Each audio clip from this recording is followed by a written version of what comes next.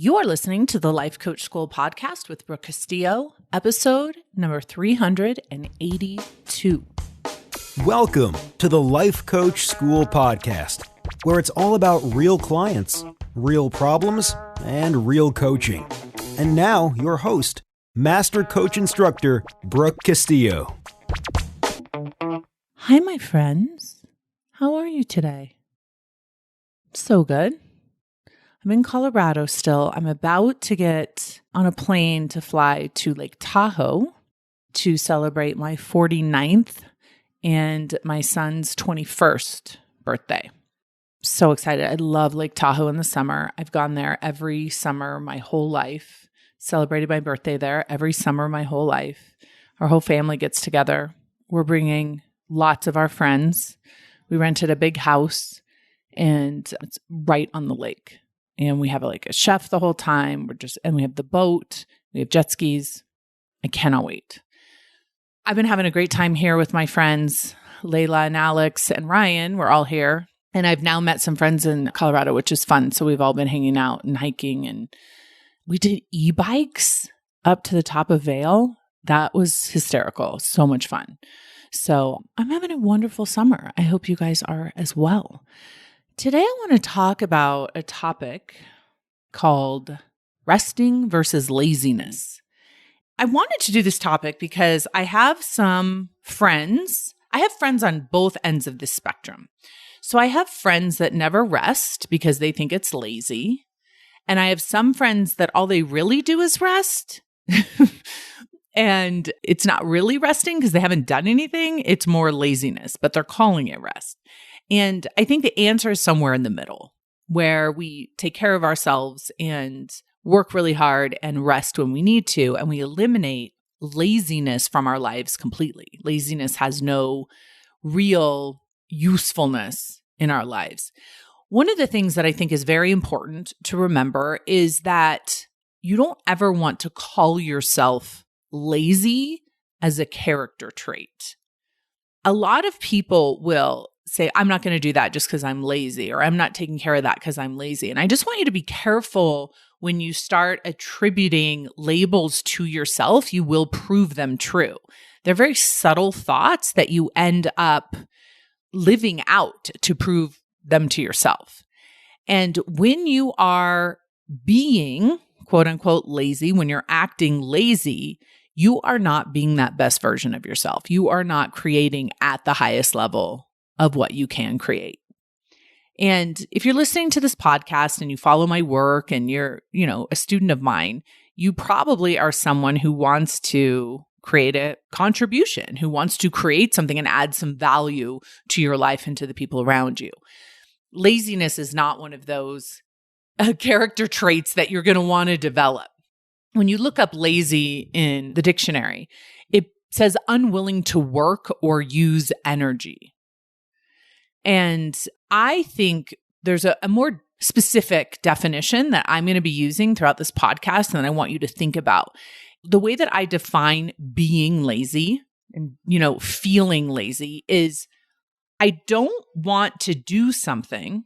I don't feel like doing something, and so I don't do it. Okay? The first part of it is important, but the second part of it is what makes you lazy. So how do we know if we're being lazy or if we're just resting? How do we know if we're one of those people that is pushing too hard and needs to step back and rest and not call it laziness? Or if we're someone that needs to produce more and stop giving in to the feeling of laziness? And I'll tell you, there's a very easy way of determining this. It's results. Are you producing results at the level that you're capable of doing?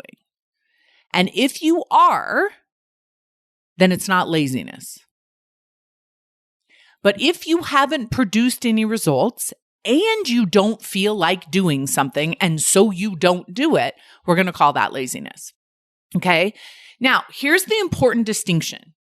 Having the thought and the feeling that you don't want to do something is completely normal. It does not mean that you're lazy. It does not mean there's something wrong with you. It doesn't mean you're doing the wrong work. It means you're a human being. So a good way to test this out with yourself is when you do your Monday hour one work, when you write down what you're going to accomplish for the day, for the week, do you then accomplish those things? Even though you don't feel like doing them. If the answer is yes, then the time you take off, the time that you spend laying around watching Netflix, the time that you spend sitting on the couch staring at the wall is not laziness. That is rest. But if all you're doing is not feeling like doing something and not doing it, and you're not producing any results, then we can call that laziness. And we want to eliminate that from your life. You've heard me talk about this a lot. And I've had some really close friends who I've watched have these big dreams, have these big goals for themselves, want to make a change in their life. And I'll watch them go through their whole day and just not produce anything that is a significant result. They will spend time doing activities. They will burn up an entire day doing things that doesn't produce a result. And that is the whole point of Monday Hour 1 and the way that we do our calendars on Monday Hour 1. And if you don't know what Monday Hour 1 is, you want to go into Scholars and take that course, one of the most important courses we offer. But what we do is we create results on our calendar. So instead of putting on our calendar an hour of activity, we put on the calendar an hour of what we're actually going to produce. We're going to write one chapter instead of, writing. We actually produce a result. So if you're going through your week and you're producing the results that you said you were going to produce, you are on track to eliminate laziness from your life. Okay? Anything that you schedule for rest after you've completed your results is not laziness, it's rest. And in fact, I schedule a lot of time to not be working, and I don't call that laziness. And here is one of the reasons why. When I talk to people about how much they produce and how many results they're creating per week, one of the biggest indicators is how much time they are spending producing. And it's the opposite of what you might think. Most people think the more time you spend working, the more results you're going to produce. That is not accurate, my friends. The more efficient you are, the more results you're going to produce. So I had a friend one time tell me she was going to go to a 4-day work week with her team. And she said, I'm going to see if we can take Fridays off. I'm going to see how they do with a 4-day work week. But if they don't get their work done, I'm going to go back to 5 days a week.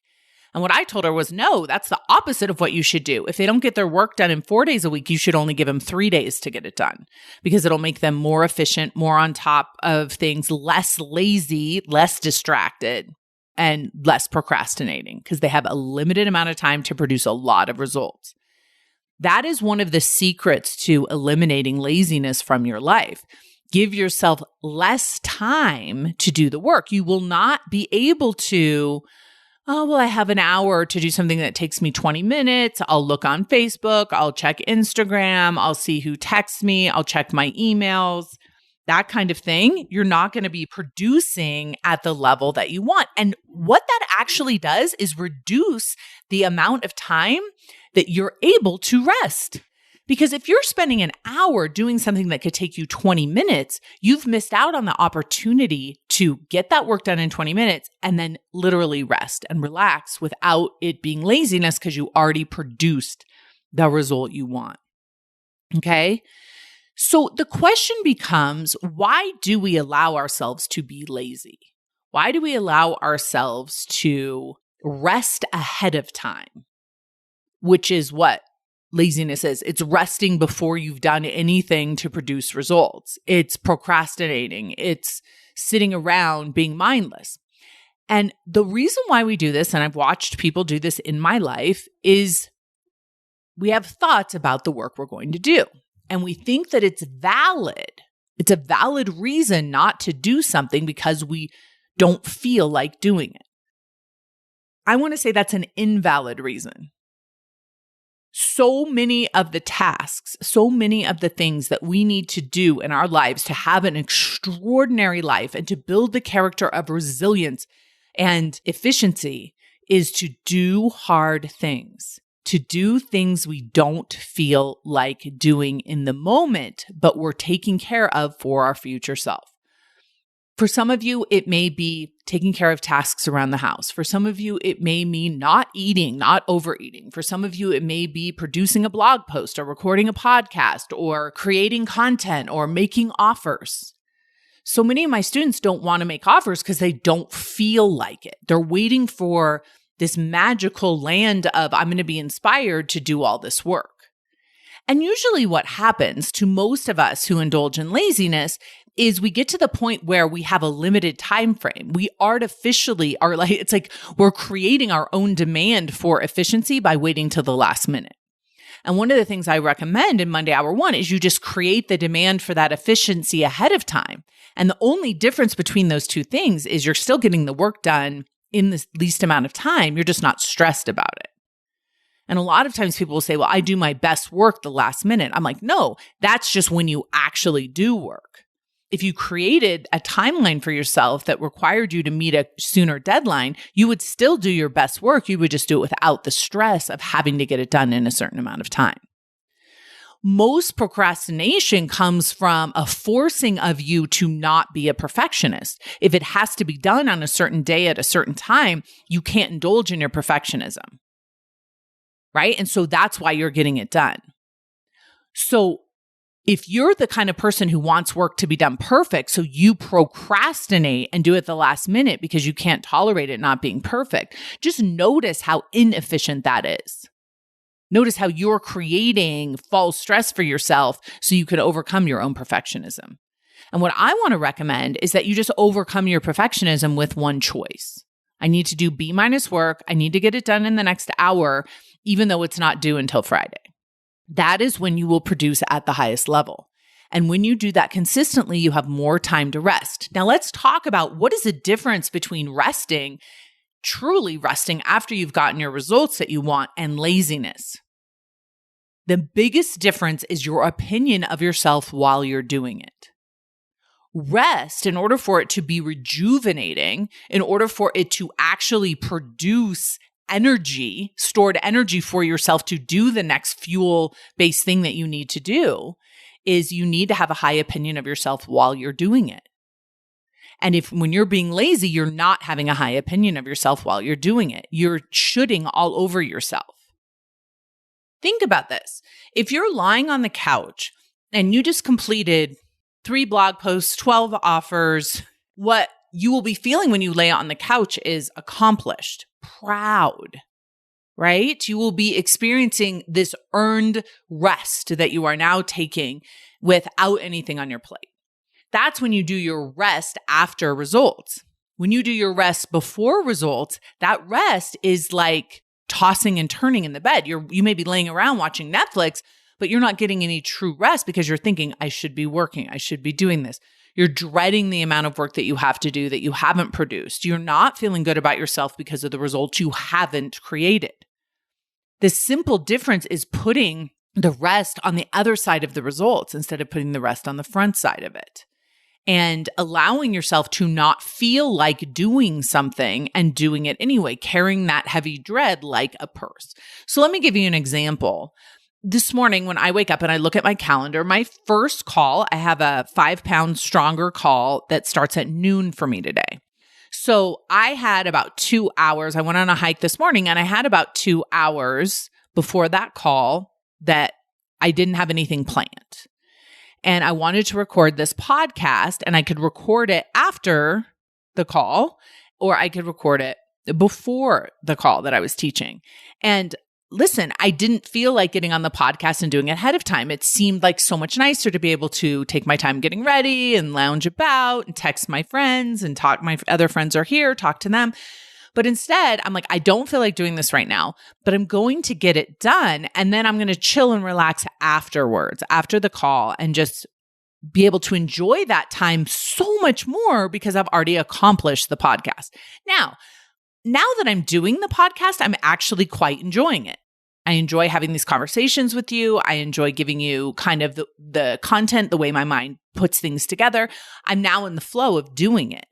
I just had to overcome the barrier of, oh my gosh, I'd rather lay around.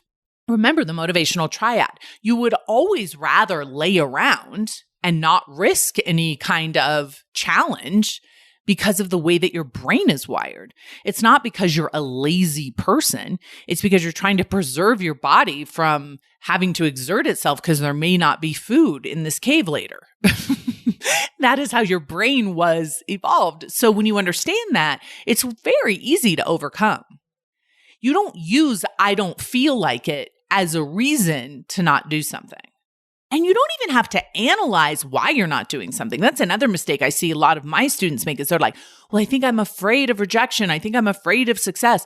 I think I'm afraid of that nobody will read this blog post I write or nobody will pay attention to the podcast I record. Like, so what? Those are not reasons not to do it. That's just normal. That's just a habit of thinking. But here's what you need to know. If you give into that over and over and over again, you will start to believe that it's true. Because notice, if you tell yourself, I'm afraid someone will reject me, and so you don't write the blog post, you've basically rejected yourself ahead of time. You haven't even given yourself a chance to put your work out there into the world for someone to have an opinion about it. And people will say to me all the time, well, it's just so easy for you. You can just, think up something and put it out there. The difference isn't that there's any less chance of rejection. In fact, I have probably, for most of you, I probably have way more opportunity for rejection because I have way more readers right now. I have way more people that could be offended, could attack me, could disagree with me. But because I've overcome my mind so many times to always produce consistent work, it doesn't have as much clout with me. It's just like noise in my brain. Oh, are you sure you're good enough? Are you sure this is a good enough topic? Are you sure people will be interested? Do you think anyone's even listening anymore? Do you think, why are you ugly today? This is my brain talking to me. I'm like, really? This is what we're coming up with today? This is insane. So sometimes I just can't be bothered with it. Sometimes I do work on it. And if I find a new thought or something that seems kind of out of place for my regular noise, I usually do a couple models on it. But normally when it's just the same old noise that I've already done work on, I don't have time. I have a schedule. I need to get my work done. I want to be able to rest afterward and enjoy my rest. Okay? So I want you to understand that when you're being lazy, excuses and explanations are required. When you're genuinely resting, there is no justification needed. You don't have to explain yourself to yourself. When you're being lazy, you're like, oh, I had such a hard day yesterday, or I just feel so exhausted, or I'm just so tired, or I'm just so burnt out. It's all noise. When you're resting, you don't have to do any of that. You're just like, I just finished 12 blog posts. I'm having a rest. Boom. Mic drop. Period. Like so many of the excuses and the justifications are us lying to ourselves. Oh, I'm just feeling a little off today. Yeah. Welcome to your life. You're going to feel a little off probably 30% of the time. Now, I'm not saying you don't pay attention when you're actually sick, but most of us who are on that end of the lazy spectrum are very efficient at making excuses. Very efficient at creating justification for not producing results. When you have less time in your schedule to get your work done, you're going to have less laziness. You're not going to be able to indulge in the time. Now, I'm not saying pack your day full of work. I'm saying pack your day full of creating results and rest. That is the most perfectly efficient, balanced day. Some people do it like this. Some people do create a result, rest, create a result, rest, create a result, rest. And some people create results and then rest. That's me. I work for 5 solid hours producing results and then I rest. That feels the best to me. But whatever feels the best to you is what you need to do. For example, I really like to have Mondays be a day that's like completely slammed with work and meetings and brain power. And then I take Tuesday off. I know my rest is coming. Now, if I decide to be lazy and not get my work done, I miss out on genuine rest. And it's not a good exchange. Exchanging laziness or procrastination for genuine rest misses your opportunity to rejuvenate yourself because your rest when you're being lazy is not rejuvenating. And it's terrible for your self-esteem. So here's the solution. If you don't feel like doing something and you do it anyway, you have defeated laziness. The more times you defeat laziness, the less times you have to overcome it. Your brain literally gives up. I very rarely have to overcome laziness anymore because I understand that not feeling like doing something is normal, and I just do it anyway. If something's hard, I know that's part of the deal, and I just do it anyway. This is true for all of us. The better we get at something is because we do it the most. So you may be getting really good at being lazy. You may be getting really good at making excuses and justifying why your work isn't getting done, why your results aren't happening. When people say to me, I'm not successful, I wasn't successful at that, I'm like, well, there's still time. Like, what do you mean? Go. Stop doing that right now. Stop making excuses for why you haven't created what you want to create in your life. Lazy is always going to present as an option. It's always going to be available to all of us. We can all stay in bed all day when we want.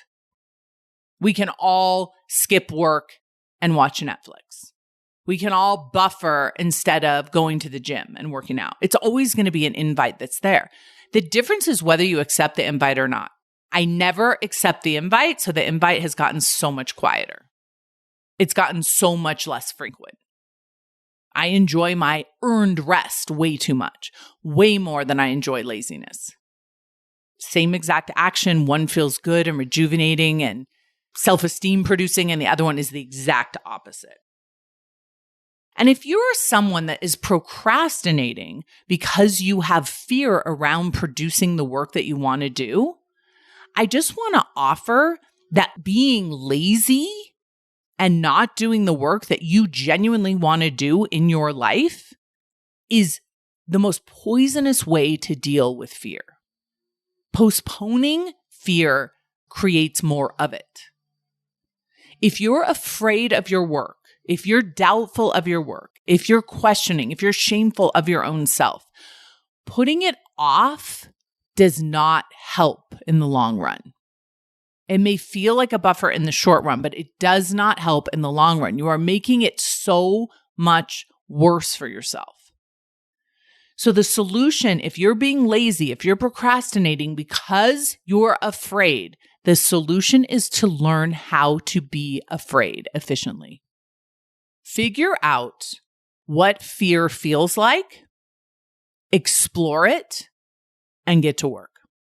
So many of the most successful people that I know work even though they're afraid, even though they have doubt, even though they have frustration.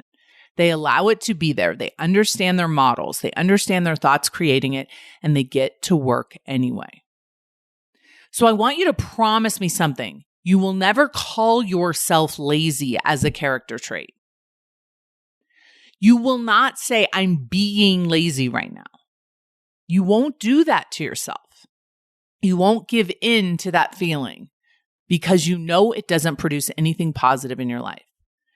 I also want you to commit to resting and resting well in a way that produces higher self-esteem, more efficiency, more self-pride for yourself. That is the balance.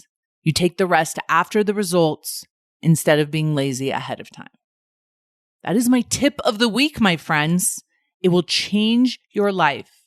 If you need more help with this, please join us in Scholars with Monday Hour 1 and get coached weekly on it. Show your calendar to your coach, show up for the work even though you don't feel like doing it, and start experiencing what it's like to overcome your own resistance to production. Doesn't mean there's anything wrong with you. It just means you haven't had enough practice overcoming your own emotions. Have a beautiful week, everyone. I'll talk to you soon. Bye. Hey, if you enjoy listening to this podcast, you have to come check out Self-Coaching Scholars. It's my monthly coaching program where we take all this material and we apply it, we take it to the next level, and we study it. Join me over at thelifecoachschool.com/join. Make sure you type in the THE lifecoachschool.com/join. I'd love to have you join me in Self Coaching Scholars. See you there.